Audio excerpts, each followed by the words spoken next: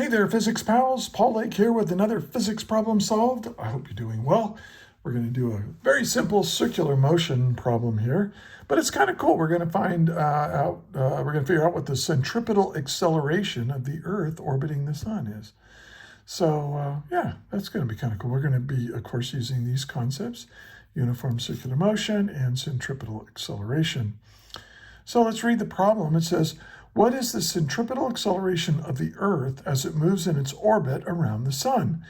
And the average orbital radius of the Earth moving around the sun is 1.5 times 10 to the 11 meters. Okay. Hey, I get these problems from my tutoring clients. So check in the description for a link to a Google Doc that'll allow you to get in touch with me. You can send me a text or something if you might benefit from my tutoring services. My rates are reasonable, and I'm pretty good. I can save you a lot of time and stress. So anyway, give that a thought. And so let's write down what's given. Well, we have the sun. I have the sun right here. I don't know why, but I always draw the sun I like to draw the sun with sunglasses on and a big smile. As the sun radiates its energy to the universe. And now I'm going to draw kind of here's the Earth, or I guess it's going to be the orbit of the Earth. And here's the Earth.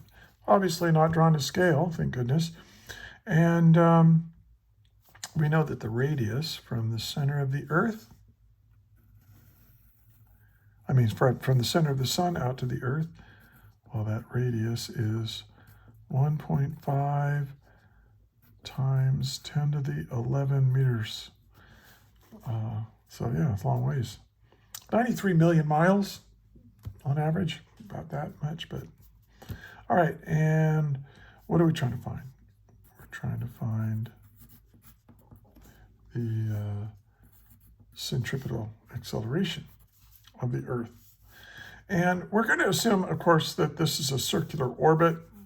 The Earth actually doesn't circle the sun in a perfect circle. It's so slightly elliptical, but if you were to look at a picture of it from above, you'd be hard pressed to see the elliptical nature of it. It would look pretty darn circular, and treating it as a circular orbit is an excellent approximation.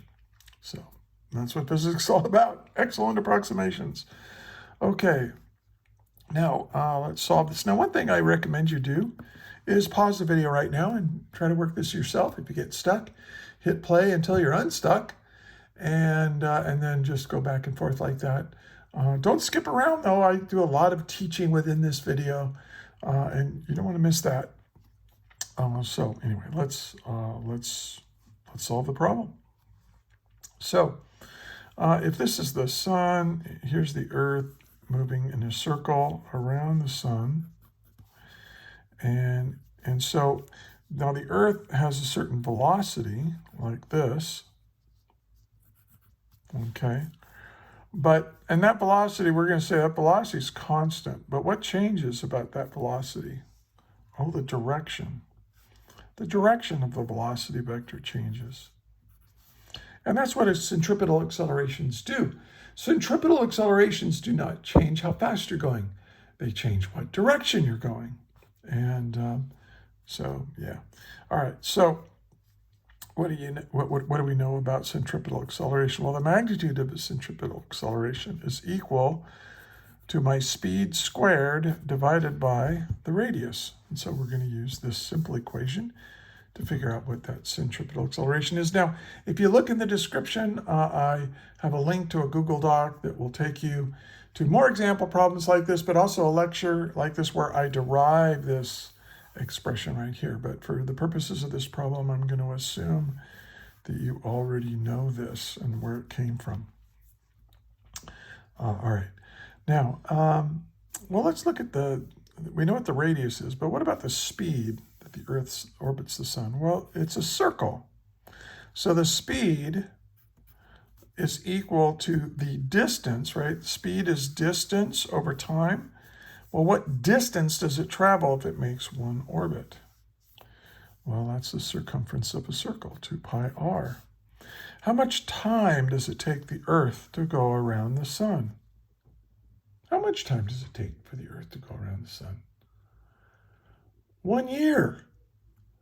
Or actually, on average, we're going to call that the period, right? The period of the Earth is equal to 365.25 days. Now, this is how we get leap year. Remember, every 4 years we have leap day, February 29th.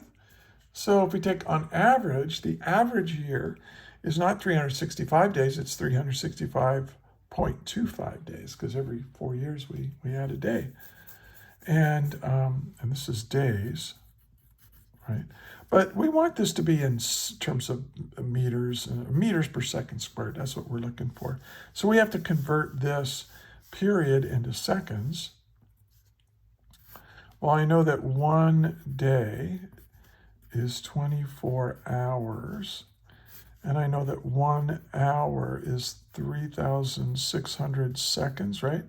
Well, there's 60 minutes to an hour and 60 seconds to a minute. 60 times 60 is 3,600 seconds. So that's what I'm going to do. And this cancels. We're left with seconds. Now let's see what this is.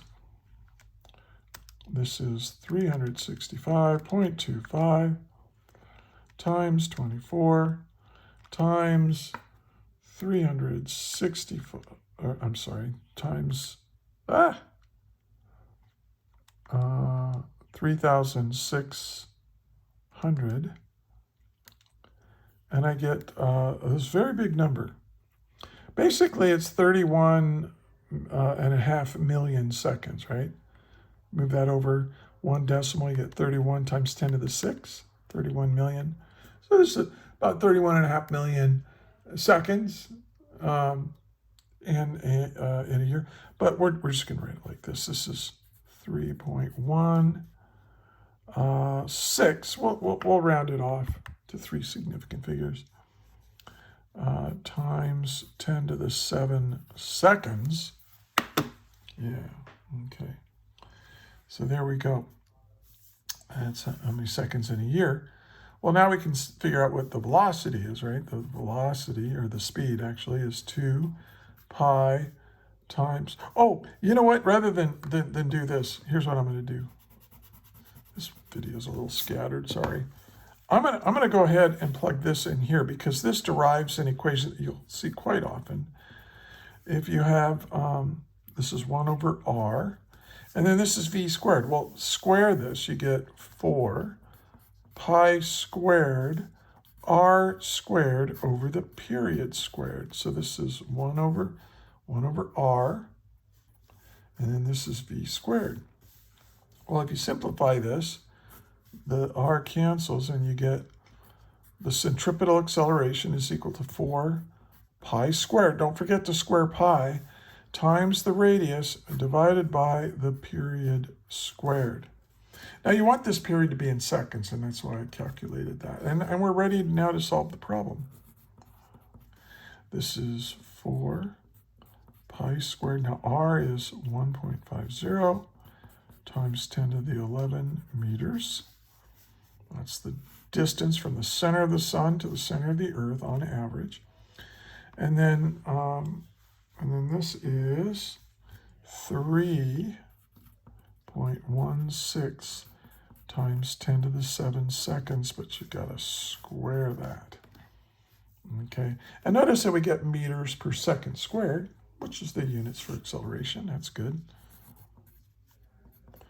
And so let's do that. I already have this in my calculator, so let's square it. I'm going to reciprocate it now, and then I just multiply times 4 times pi squared times 1.5 times 10 to the 11, and I get this. It's a kind of a small number, and I'll write it out. It's 0.00595.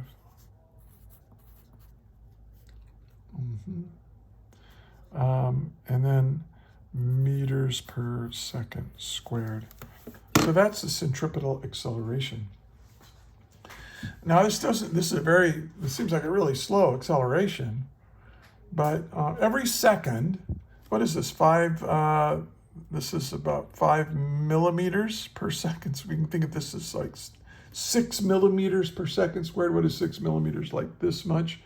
So each second, the Earth changes its velocity by the equivalent of and the way you get that is if you that would be an acceleration like that.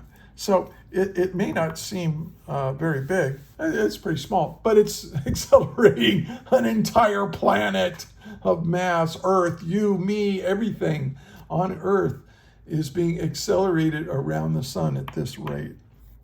That's why it takes a whole year, right, to go around the sun. It's quite a big radius too. So it may not seem significant, but hey, I'm glad it's there. If it weren't for gravity, we would just go boop, boop, boop, opposite on a tangential straight line, and we would take a few days to freeze. But yeah, anyway, so this is my answer. Now I'm going to do one more thing to this answer. I'm going to make it a vector. Now what direction is this in? Well, it's towards the center. And that's why we call it centripetal acceleration. It's towards the center, towards the center. Well, we have a unit vector that means away from the center, and that's r hat. Well, if away from the center is r hat, then towards the center is negative r hat, the opposite direction. So r hat is just a way of saying away from the center. That's what r hat means, away from the center of some central point. If it's negative r hat, it means you're going towards the center. And that's what centripetal accelerations do. So I can say this is 0.00595 meters per second squared. And usually I like to put the negative with the unit vector, but a lot of people put it out here in the negative r hat direction. And there's my answer written as a vector. And there we go. All right. And there it is. Another physics problem solved. And it's a pretty cool problem. Our acceleration around the sun. This is the rate at which you are accelerating around the sun because you're part of the Earth. That's pretty cool. And hey, again, if you found this useful, please like, share, and subscribe. Share with your instructors. A lot of teachers use my materials, and I really appreciate that. And look in the description for links to more physics resources that I've created. And I want to thank you for watching all the way to the end of the video. I also want to thank you for being a physics student, because without hardworking, smart people like you learning how the universe works, well, our technologically based civilization will crumble, because it's all based on a foundation of physics. But also, physics is cool. Physics is amazing. The universe that we live in is just a beautiful place. And the more you understand it, the more beautiful it will become. So I hope you'll keep at it. And until the next video, may the net force be with you always. That is all.